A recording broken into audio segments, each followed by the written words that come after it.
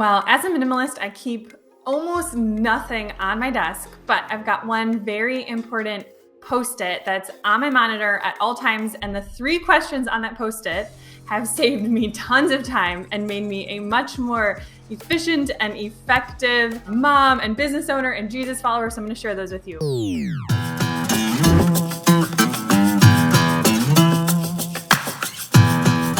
New thing on YouTube, you're only gonna be able to watch the rest of this video and find out the questions if you hit subscribe first. No! God, please, no! No!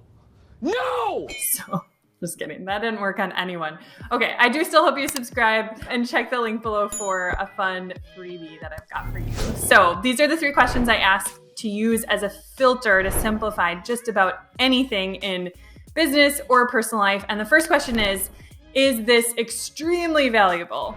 And one extra question you could kind of add to that, question 1B, would be, what would happen if I didn't do this? So imagine that you are about to start a task, or even considering whether you should do the task at all, or you've got a decision to make about something. And there are way more detailed methods to work through a decision that I use when I need them, or that I use with coaching clients. But this is a pretty simple place to start. Is this extremely valuable?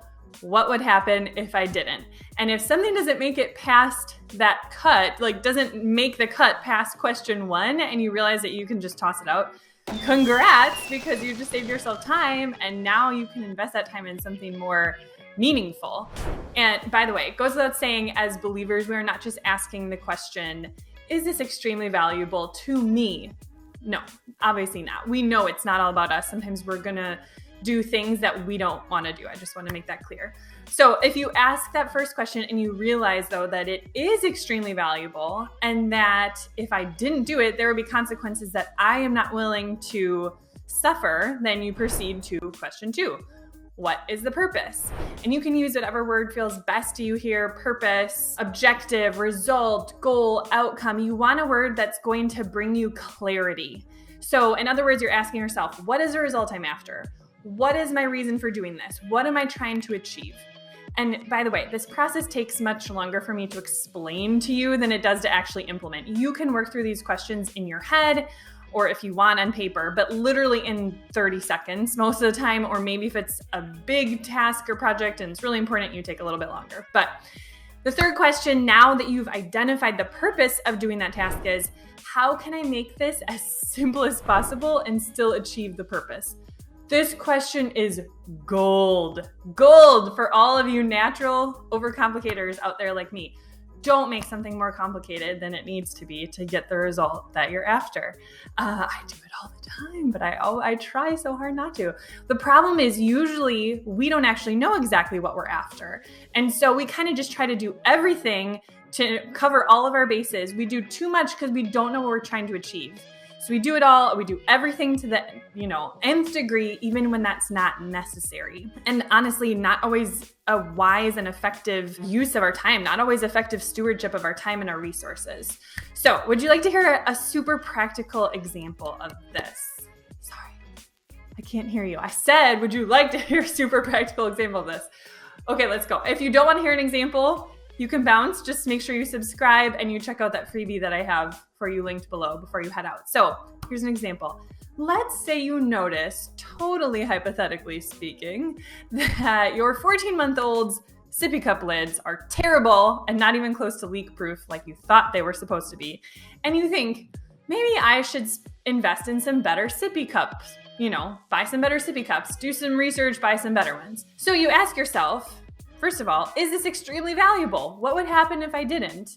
And you realize, well, this isn't so critical that it needs to be done right now. I'm not going to die or go insane if I don't make this decision in the next week or 2. But considering he will be using sippy cups hundreds of more times in his toddlerhood, and I am spending a lot of time right now cleaning up spilled and wasted milk all over our newly refinished wood floors, if I didn't get some new sippy cups relatively soon, it would continue to cause, or ever, it would continue to cause messes at our house, at church, at daycare, and that is going to drive Kyle and me nuts and require us to be super vigilant when he's got milk and water and not let him be a little bit more independent with that. Okay, so I decide then this is worth my time. So now I move to question 2.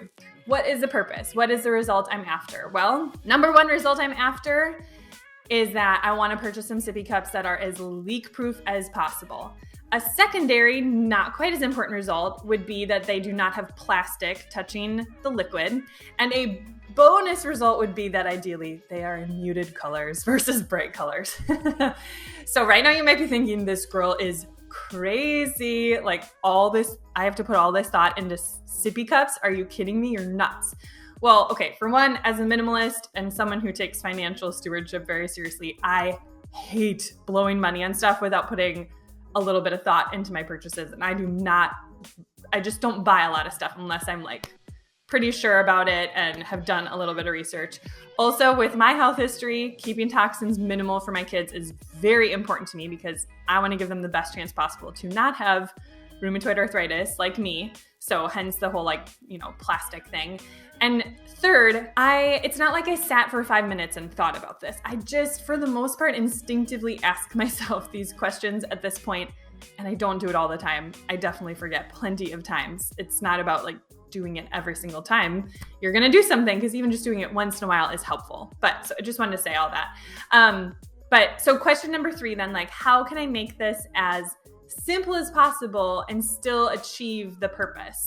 Well, in retrospect, I probably should have started by texting my friend group of natural mamas. Like, I have a group text of like natural mama friends, and asking them, do you have any recommendations of good non-plastic sippy cups? But I asked in a Facebook group instead. I got some recommendations. Unfortunately, those came up short in terms of results number 2 and 3 that I was after. So had to adjust my plan a little bit. And I decided instead that, like, what I could conceive at the time, the simplest way to achieve the result I was after would be to just set a timer for one, to limit my online review reading and not overcomplicate this and spend hours researching sippy cups. If you're like me, you've been there before. You have definitely done that at least once in your life, where you're like, oh my gosh, I can't believe I just spent so much time on something that is relatively inconsequential.